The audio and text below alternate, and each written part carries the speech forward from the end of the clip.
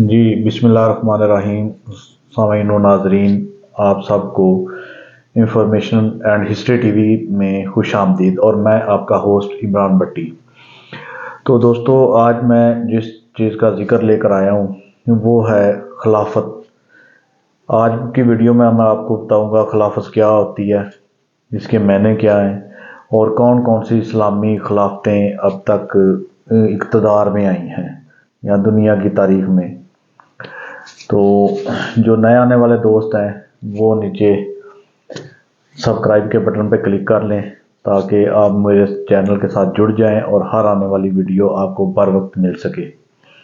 دوستو، میرا چینل بنانے کا مقصد کوئی یہ نہیں کہ میں یہاں پہ انٹرٹینمنٹ کروں، ٹائم پاس کروں، یا آپ کو تھوڑا سا علم دے دوں یا کچھ پیسے کما لوں۔ میرے بالکل بھی ابھی کوئی پیسے یا کچھ ایسا نہیں ہے معاملات۔ میرا مقصد صرف بنانے کا یہ ہے کہ میں اپنی ان آنے والی نسلوں کو اپنے ہم عمر دوستوں یا اپنے سے بعد میں آنے والے لوگوں کو اسلام کے عروج کے بارے میں آگاہ کرنا چاہتا ہوں کہ اسلام نے کیسا کیسا مسلمانوں نے عروج دیکھا، اور اس کی وجوہات، اس کے زوال کی کیا وجوہات بنی۔ وہ آپ نے یہ ساری میری ویڈیو دیکھنی ہے، پوری شروع سے آخر تک ویڈیو دیکھیں، آپ کو بہت سارے آپ کے سوالوں کا جواب مل جائے گا۔ اور سب سے جو میری مین مقصد ہے اور میری آپ سب سے پرزور اپیل بھی ہے کہ متحد ہو جائیں، سب مسلمان متحد ہو جائیں، فرقوں میں نہ پڑیں، پارٹیوں میں نہ پڑیں۔ کوئی اسلام کو کسی طریقے سے جو چلا رہا ہے، کوئی کسی طریقے سے چلا رہا ہے، ان سب طریقوں کو چھوڑ دیں، ترک کر دیں ان کو۔ صرف اللہ کے نبی کی جو زندگی مبارک ہے، ان کی اسوہ حسنہ ہیں اور ان کی حدیث مبارکہ، اس پہ عمل کریں، سنت اور حدیث پہ عمل کریں۔ کوئی انگوٹھے چوم رہا ہے، کوئی انگوٹھوں کے خلاف ہے، کوئی یا رسول اللہ بول رہا ہے، کوئی یا رسول اللہ کے خلاف ہے، ٹھیک ہے جی۔ تو ان چیزوں میں نہ پڑیں۔ تو چلیں بڑھتے ہیں اپنی ویڈیو کی طرف۔ ناظرین، کیا آپ جانتے ہیں کہ خلافت کسے کہتے ہیں اور خلافت کے آغاز کہاں سے ہوا اور تاریخ میں کون کون سی خلافتوں کا ذکر ملتا ہے؟ آج کی ویڈیو میں آپ کو تاریخ اسلام میں آنے والی خلافتوں کا مختصر ذکر اور تعارف کروایا جائے گا۔ ناظرین، خلافت ایک دینی اور سیاسی اصطلاح ہے جس کے معنی حکومت، سیاست، حکومت اور دینی امور میں پیغمبر انور صلی اللہ علیہ وسلم کی جانشینی کے ہیں۔ خلافت ایک عربی زبان کا لفظ ہے جس کے معنی جانشین بنانا، اور خلیفہ کا لفظ جس کے جو جمع خلفاء اور خلائف ہے، جانشینی یا وکیل اور قائم مقام کے ہیں۔ لفظ خلیفہ، خلفاء اور خلائف قرآن مجید فرقان حمید میں اس میں لغوی معنی میں استعمال ہوا ہے۔ ناظرین، حضور نبی کریم صلی اللہ علیہ وسلم کی ذات اقدس کو دنیا اسلام میں مرکزی حیثیت حاصل ہے۔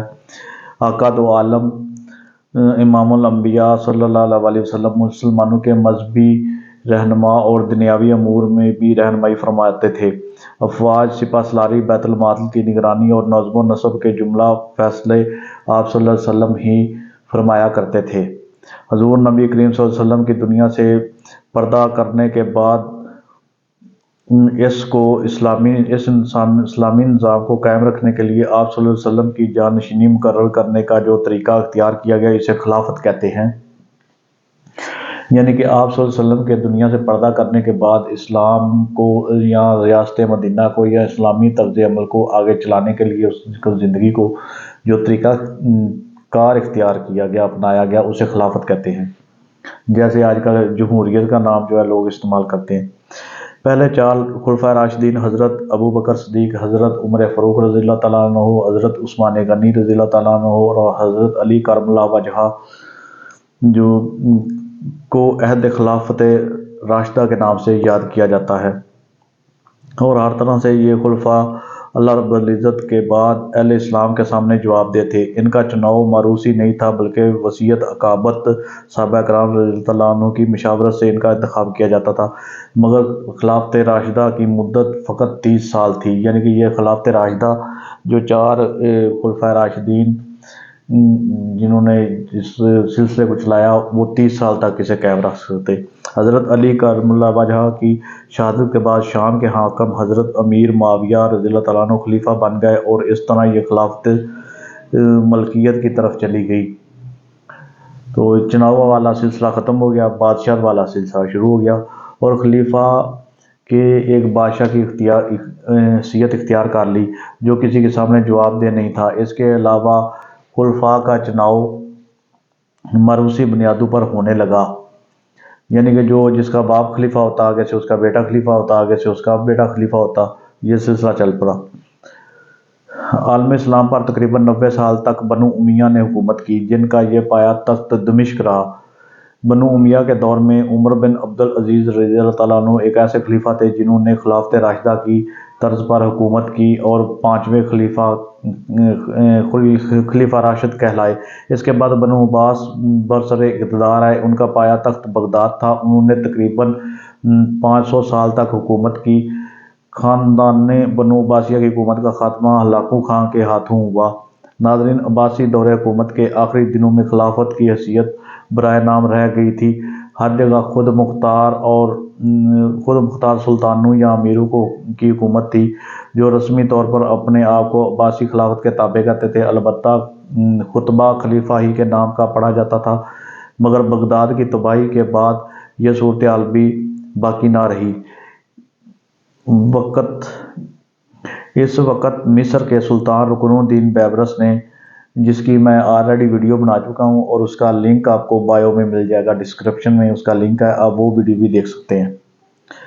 ایک عباسی شہزادے جو قتل ہونے سے بچ گیا، المستنصر باللہ کو جو ہے جس کو المستنصر باللہ کا لقب دیا اور قاہرہ میں خلیفہ بنا دیا، مگر مصر کا آخری خلیفہ 16ویں صدی میں ترکی کے فرمانروا سلطان سلیم اول، ان کا ترکی سلطنت عثمانیہ کا بھی وہ ویڈیو، اس کا بھی لنک جو ہے آپ کو ڈسکرپشن میں مل جائے گا، وہ بھی ویڈیو آپ دیکھ سکتے ہیں۔ حکم خلافت سے دستبردار ہو گیا۔ ناظرین، بات کرتے خلافت عثمانیہ کی۔ خلافت عثمانیہ کے عثمانی خاندان کو مصر کی خلافت مملوک سے یہ ذمہ داری وراثت میں ملی، یعنی کہ مستنصر باللہ نے ان کو خلیفہ بنا دیا۔ عثمانی سلطان سلیم اول، جو یہ ڈرامہ چل رہا تھا 2014 میں، میرا سلطان، خرم سلطان کا سسر ہے یہ۔ عثمانی ترقی پذیر مدت کے دوران سلطان محمد فاتح نے خلافت کا دعویٰ کیا۔ ان کے پوتے سلطان سلیم اور کی فتوحات اسلامی مقدس زمینوں کی وسیع ہو گئیں اور عثمانی خلافت کے علمبردار بن گئے۔ ناظرین، سلطنت عثمانی کے آخری بااثر خلیفہ سلطان عبد الحمید ثانی تھے، مگر سلطنت عثمانیہ کے خاتمے کے بعد بھی سلطان عبد الحمید ثانی نے 2 سال تک خلافت کی حیثیت کو برقرار رکھا، مگر 1924 میں مصطفیٰ کمال پاشا نے خلافت عثمانیہ کا مکمل خاتمہ کر کے پورے شاہی خاندان کو جلا وطن کر دیا اور اس طرح خلافت عثمانیہ ختم ہو گئی۔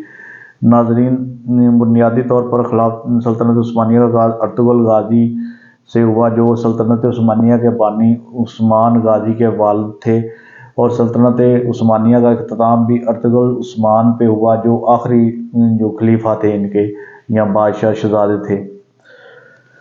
ناظرین، اس کے علاوہ اسلامی تاریخ میں چند دیگر خلافتوں کا ذکر بھی ملتا ہے، جن میں اندلس کی خلافت امیہ، مصر کی خلافت فاطمیہ اور مراکش کی خلافت محی الدین قابل ذکر ہیں، مگر یہ خلافتیں ایک مخصوص علاقے تک محدود رہیں۔ اندلس کی عموی خلافت عبد الرحمن اول نے 744 میں قائم کی، جو دراصل بادشاہ تھی۔ اس کا خاتمہ 1037 میں المستحسن باللہ کے عہد سے ہوا۔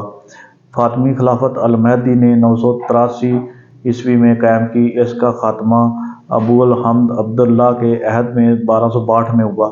خلافت محی الدین کے بانی دراصل معروف عالم دین ابن طموت تھے، تاہم اس کے بعد حکمران عبد التومت تھے، جو کہ 1145 میں مستند اقتدار پر بیٹھے۔ اس خلافت کا خاتمہ 1269 عیسوی میں ادریس ثانی کے دور میں ہوا۔